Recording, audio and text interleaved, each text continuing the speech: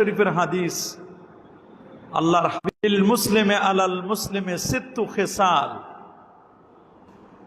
এক মুসলমান আর এক মুসলমানের 6টি গুরু দায়িত্ব রয়েছে। তার মধ্যে প্রথম দায়িত্বটি হচ্ছে ওয়ায়ুসাল্লিমু আলাইহি ইজা লাকিয়া, যখন তার সাথে সাক্ষাৎ হবে তখন সাক্ষাতে তাকে সালাম দিবি।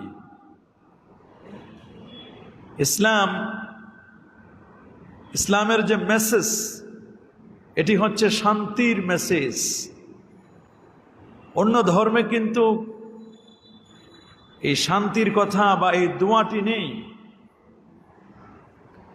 ওরা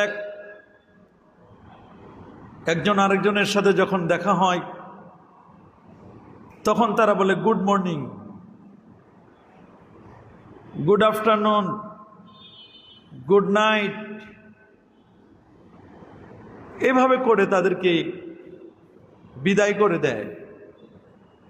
কিন্তু ইসলাম এত ফ্লেক্সিবল এবং ইসলাম এত সুন্দর, এত শান্তির ধর্ম যে ইসলামেই কেবল একটা মানুষের কল্যাণের জন্য দোয়ার কথা শিক্ষা দিয়েছেন। এক মুসলমান আর এক মুসলমানের সাথে দেখা হলে পড়ি তাকে বলে দিবে আসসালামু আলাইকুম ওয়া রাহমাতুল্লাহি ওয়া বারাকাতুহু, যে তোমার প্রতি শান্তি, রহমত এবং বরকত বর্ষিত হোক। সুবহানাল্লাহ। বিনা পয়সায় এই দোয়াটা কিন্তু আমরা পেয়ে যাই,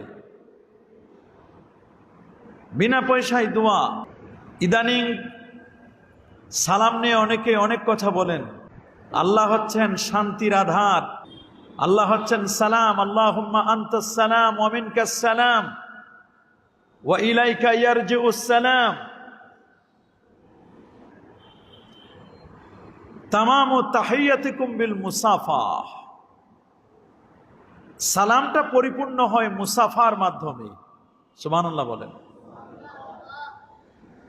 আমরা অনেকেই মুসাফা করতে চাই না, অথচ হাদিসের মধ্যে আসছে মা মিন মুসলিমিন ইয়াতাসাফাহান, যখন দুইজন মুসলমান এক মুসলমানের সাথে মুসাফা করে, তারা দুইজনের হাতটা সরানোর আগে আল্লাহ তাদের জীবনের গুনাহ আল্লাহ মাফ করে দেন। পূর্বের জীবনের গুনাহ আল্লাহ মাফ করেন।